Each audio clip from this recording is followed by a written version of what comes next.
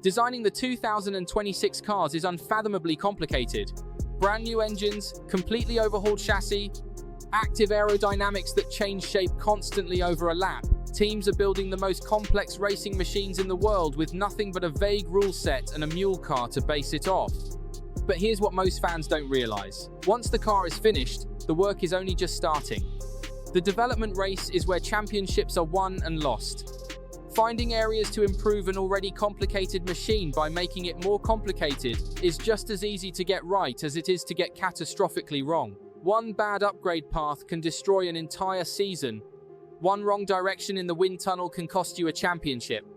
We've seen it happen constantly. Aston Martin went from second only to Verstappen to struggling for points in a single season. Ferrari scrapped 6 months of upgrades because they made the car slower, not faster. And Red Bull themselves turned the most dominant car in F1 history into an undrivable monster that cost them the Constructors' Championship in 2024. So what do successful teams have in common? Stability in senior staff. The people bringing departments together cannot be constantly changing. Institutional knowledge matters. Relationships built over years matter. Trust matters. That's why what just happened at Red Bull is absolutely astonishing.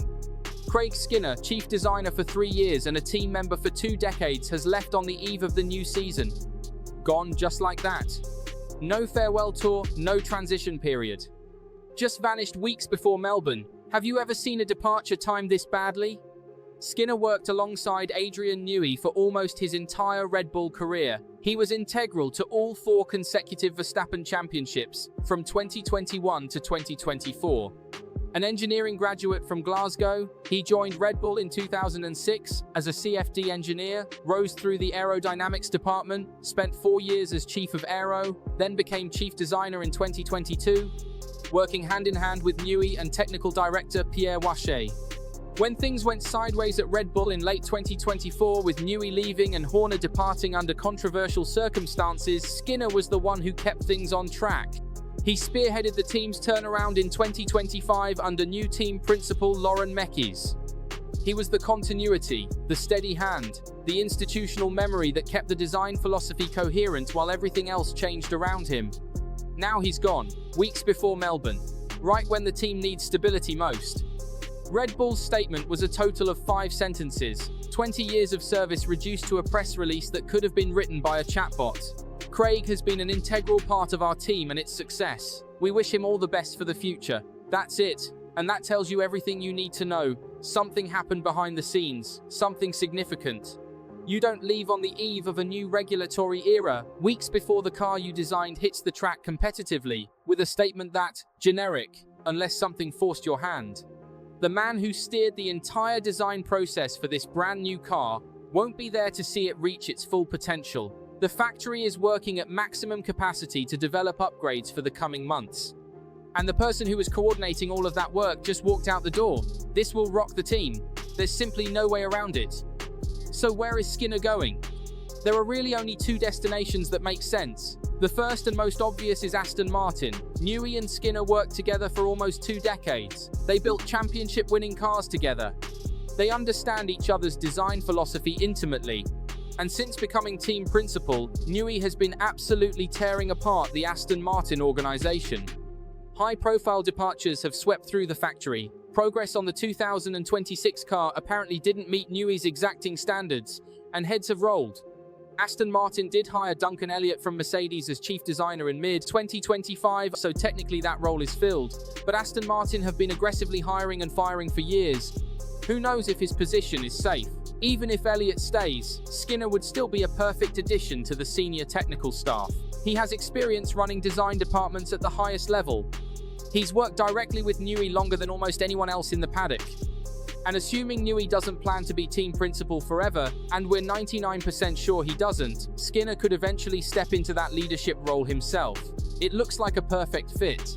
Almost too perfect to ignore. But there's another option that's equally compelling. Christian Horner. Rumors linking Horner to Alpine have gained serious traction over recent months. Flavio Briatore confirmed it himself just weeks ago at a media briefing. Otro wants to sell their participation in Alpine. There are a few groups interested. I've known Christian for many years. First you need to buy Otro, then Renault needs to accept the buyer, then we see what happens. Everyone in the paddock knows that Horner isn't done with Formula One.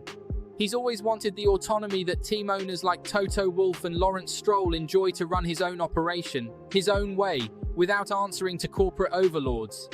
His backers are believed to be Middle Eastern billionaires who could push for a controlling stake. If Horner takes control of Alpine in the autumn, he'll need to rebuild what's been an incredibly dysfunctional team. That means trusted staff in key positions, people he's worked with before, people who understand his standards. Craig Skinner would be absolutely perfect for that role. He knows how Horner operates.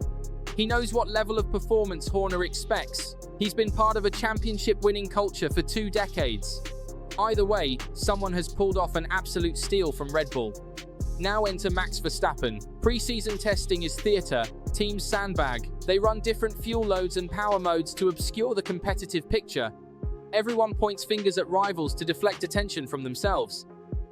Verstappen decided to do the exact opposite, and he stole every headline in the process. The 4-time world champion declared the 2026 cars are not a lot of fun and feel like Formula E on steroids. Here's why.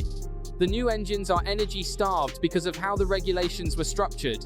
They require multiple forms of constant recovery to keep the battery at sufficient charge for optimum lap times. Drivers aren't accelerating out of the final corner before a qualifying lap, they're saving energy. They're lifting and coasting on straights during performance runs. They're downshifting through corners for energy harvesting rather than outright speed. Verstappen didn't pretend otherwise. The right word is management. But I also know how much work has gone on in the background from the engine side, especially for the guys building it. So it's not always the nicest thing to say, but I want to be realistic. Then came the line that should worry everyone at Red Bull. As a driver, the feeling is not very Formula One-like. It feels like Formula E on steroids. As a pure driver, I enjoy driving flat out. And at the moment, you cannot drive like that. There's a lot going on. A lot of what you do as a driver has a massive effect on the energy side. For me, that's just not Formula One. He paused. Maybe it's better to drive Formula E, right? Because that's all about energy efficiency and management. That's what they stand for. Driving-wise, it's not so fun. The 4-time world champion just suggested he may as well be driving in Formula E. Let that sink in. This is a man who drove a genuinely difficult car in 2024 and still won the title. If he is this vocal this early, the frustration runs deep. And it isn't just about driving style, it's about identity. Verstappen has always been a flat-out, on-the-limit racer. This formula asks him to be a battery manager first and a racing driver second. Meanwhile, Mercedes is claiming Red Bull carries a full second per lap advantage, a remarkable claim from a team simultaneously navigating their own engine controversy. Rivals are terrified of Red Bull on paper, yet the same organization is hemorrhaging key personnel at an alarming rate. Newey gone, Horner gone, now Skinner gone, Verstappen publicly questioning the formula itself. The question for 2026 is brutally simple. Can the car's raw performance paper over the cracks in the organization long enough to win another championship? Or are we watching the beginning of the end of Red Bull's era of dominance? Do you think Red Bull can hold it together in 2026? Or is this the season it finally unravels? Drop your answer in the comments, and if you want the full Melbourne breakdown the moment it drops, subscribe now.